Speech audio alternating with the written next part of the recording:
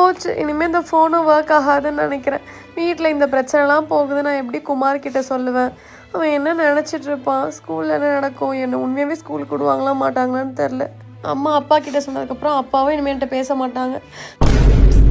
என்ன மச்சான், ஜெனிஃபர் இன்னைக்கும் ஸ்கூலுக்கு வரல?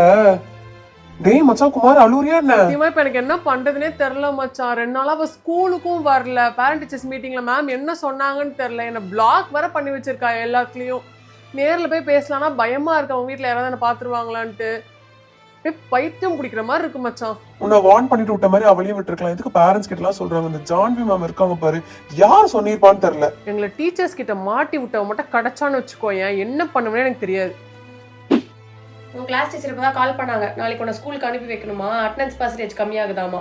நாளைக்கு ஸ்கூலுக்கு போ, படிக்கிற வேலையை மட்டும் பாரு. சரிம்மா. திருப்ப திருப்ப எங்கள் மானத்தை வாங்கிட்டு இருக்காத, அவ்வளோதான் நான் சொல்லுவேன்.